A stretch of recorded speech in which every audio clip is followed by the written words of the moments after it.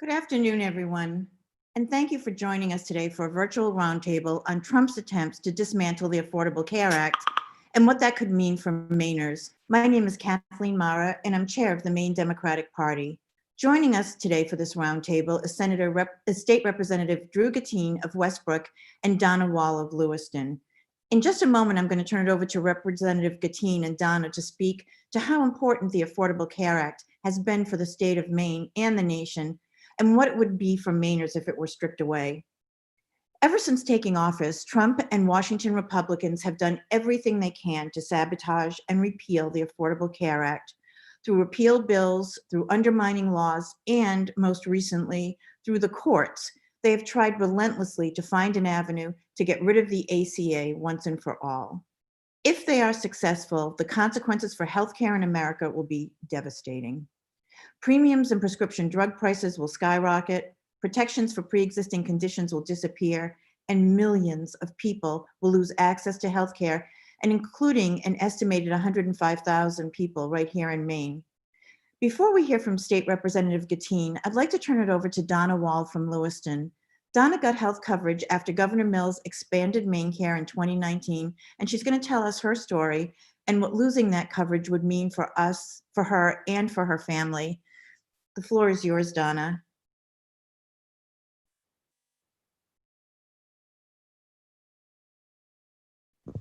Okay, I'm new at this. Okay, so my name is Donna Wall, and I have 3 children with autism. I have a daughter that's 24, and I have twin boys that are 22. When they turned 18, LePage was the governor, and he took away my MaineCare. And so I had no insurance, and here I am taking care of 3 children with autism. I can't work because they are a full-time job. My twins are severely autistic. They're nonverbal, and they function probably like a 2-year-old. So anyways, when I started delivering papers at night just to help make ends meet, because we just live on Social Security. And I broke my ankle 10 days before Christmas in 2017. And I have now $50,000 in medical debt because I had no MaineCare that I can't pay. So I've been struggling, and I voted for Governor Mills, and I'm so happy to have MaineCare back. But it's really hard when you have no insurance, because things do go wrong. Like, I've had pink eye. I mean, it could be anything. And I don't have money to pay for going to a doctor. I would just go without. And I need to be strong and healthy so I can be able to take care of my kids. And I feel like I saved the state of Maine a ton of money, because if I put them in a home, it would cost them a lot of money around the clock to hire people to work around the clock. And I'm doing it for free. So, I mean, I think it's horrible that they're going to take away everybody's insurance. I think there's going to be a lot of deaths. I can see it. Thank you, Kathleen. Thank you so much for sharing your story, Donna. Next, I'd like to welcome Representative Drew Gattine of Westbrook. Representative Gattine, you have the floor to tell us more about how Trump is trying to repeal the ACA and what that would mean for Maine. The floor is yours, Representative Gattine. Well, thank you, Kathleen, and thank you, Donna. Donna, really appreciate all the work you've done over the years and your willingness to share your story and your experiences. It's really made all the difference. Folks, when the Affordable Care Act became law a few years back, when Barack Obama was president and Joe Biden was vice president, it was really revolutionary, and it was a real game changer for healthcare here in America. Americans with pre-existing conditions like diabetes and heart disease were protected from facing healthcare discrimination for the first time. Basic but really critical services such as hospitalization, maternity care, mental health and substance abuse disorder services, prescription drug coverage, all these things which have long time been essential for people's lives finally became essential in the eyes of the law. And because of Medicaid expansion, about 15 million Americans, including 60,000 Mainers, who could not previously afford health care, finally got the coverage that they deserved and they desperately needed.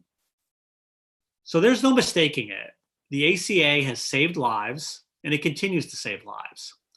And yet the Trump administration is absolutely determined to strike it down, even in the midst of a global pandemic. It has been his number one priority. And the scary thing is, as we sit here today, he's getting pretty close to making that successful. Now, you will remember that Republicans failed early in Donald Trump's presidency to pass a bill repealing the ACA. And even though this was extremely unpopular, they didn't give up. Trump decided to go at it from a different angle. In late 2017, the GOP passed their infamous tax giveaway, a bill that Senator Susan Collins cast a pivotal vote for. She was actually the deciding vote. And among all the harmful things in that tax bill, one of the things it included was to repeal the individual mandate in the ACA. And once that individual mandate was gone, because of the work that Trump did with Susan Collins and other Republicans, Donald Trump had the ammunition that he needed to attack the ACA in courts. And they used this as a grounds to file a lawsuit to dismantle the entire healthcare law. They argue that without the individual mandate, which they took away, the whole law is unconstitutional. And now, just 1 week after the election, Donald Trump's legal team will argue in a case before the United States Supreme Court that Susan Collins knowingly voted for with her tax bill vote. If that lawsuit is successful, the entire healthcare law could be struck down, all because of the efforts of Donald Trump, Susan Collins, and their allies. Losing the Affordable Care Act would undo so much of the progress that we have made around the country. It'll all be lost. Now, fortunately, here in Maine, Democrats in the legislature, working with Governor Mills, had the foresight to enshrine many of the patient protections from the ACA into state law. Protections for pre-existing conditions, essential health benefits, letting people stay on their parents' health insurance until they're 26 years old. All these things are now insured by law in the state of Maine. And those things will stick around even if the ACA is overturned. But a huge part of the Affordable Care Act was expanding who's eligible for Medicaid and providing the federal dollars to help cover the additional costs. And we just heard from Donna, 60,000 Mainers have gotten healthcare coverage thanks to Medicaid expansion, or as we call it here in Maine, MaineCare. If the Republican lawsuit is successful, federally funded Medicaid expansion will disappear, and over 60,000 of our neighbors will lose what we worked so hard to win for them. And let's not ever forget how hard we worked to provide healthcare under Medicaid expansion. For years after the ACA passed, our old Governor Paul LePage, who's now the chairman of the Trump campaign in Maine, blocked every attempt the legislature made to expand Medicare. We passed bill after bill after bill, and he voted all of them, he vetoed all of them, and his Republican allies in the legislature backed him up, even when the feds were willing to cover 100% of the cost.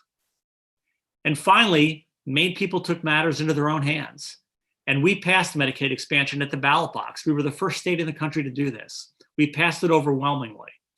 But even after that happened, Paul LePage ignored the law and refused to fund it.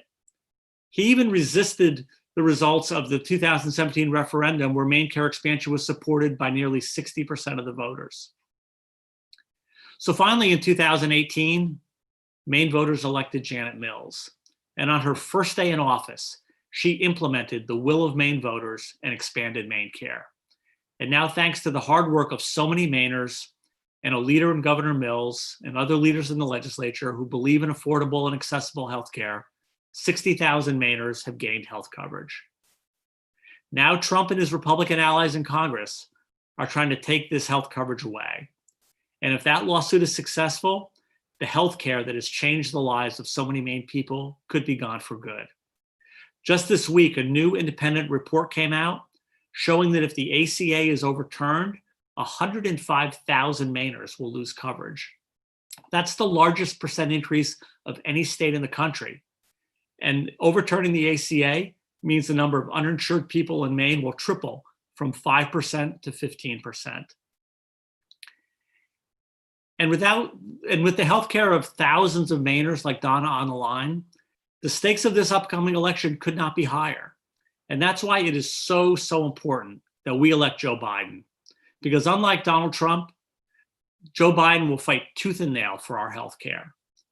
He's laid out a detailed set of plans that ensure that every American can get coverage today. If you lose your coverage with your job, under Joe's plan, the federal government will cover 100% of COBRA costs so you can stay on your same plan. If you're uninsured, Joe will reopen enrollment for the Affordable Care Act now. If you're on Medicaid, he'll boost federal support until we've slashed unemployment. And if you're not quite old enough for Medicare, Joe will lower the eligibility age to 60 to give you that choice now. And no matter who you are, Joe Biden will make all COVID testing, treatment, and any vaccine available free of charge. But the COVID crisis isn't the only health emergency Americans are facing. For millions of uninsured, the crisis has been ongoing.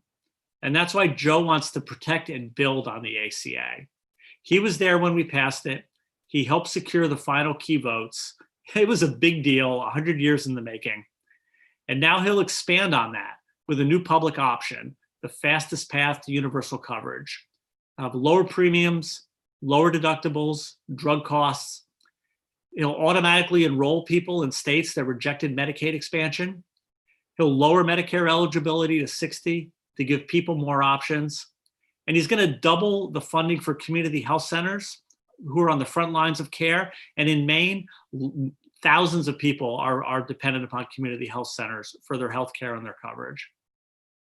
So when it comes to healthcare, the stakes really couldn't be higher and the choice really can't be clearer. No matter who you are, your healthcare is on the ballot this year. The most important thing to do is vote. Vote for Joe Biden and Kamala Harris and for Democrats up and down the ballot. We've always fought for your healthcare and we will never stop. So I want to thank you for listening to me today. I'm going to turn it back over to Kathleen.